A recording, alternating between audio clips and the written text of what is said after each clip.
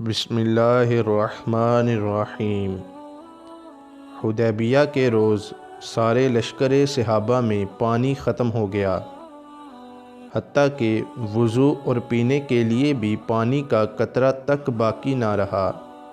حضور صلی اللہ علیہ وآلہ وسلم کے پاس ایک کوزہ پانی کا تھا۔ حضور جب اس کوزے سے وضو فرمانے لگے تو سب لوگ حضور صلی اللہ علیہ وآلہ وسلم کی طرف لپکے اور فریاد کی کہ یا رسول اللہ صلی اللہ علیہ وآلہ وسلم، ہمارے پاس تو ایک قطرہ بھی پانی کا باقی نہیں رہا، ہم نہ تو وضو کر سکتے ہیں اور نہ ہی اپنی پیاس بجھا سکتے ہیں۔ حضور، یہ آپ ہی کے کوزے میں پانی باقی ہے، ہم سب کے پاس پانی ختم ہو گیا ہے اور ہم پیاس کی شدت سے بے چین ہیں۔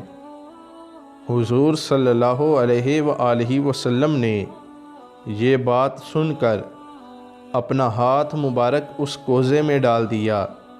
لوگوں نے دیکھا کہ حضور کے ہاتھ مبارک کی 5 انگلیوں سے پانی کے 5 چشمے جاری ہو گئے اور سب لوگ ان چشموں سے سیراب ہونے لگے، اور ہر شخص نے جی بھر کے پانی پیا اور پیاس بجھائی، اور سب نے وضو بھی کر لیا۔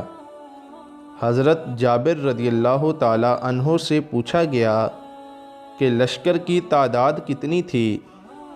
تو فرمایا، اس وقت اگر 1,00,000 آدمی بھی ہوتے تو وہ پانی سب کے لیے کافی تھا، مگر ہم اس وقت 1500 کی تعداد میں تھے۔ وما علینا الا البلاغ المبین۔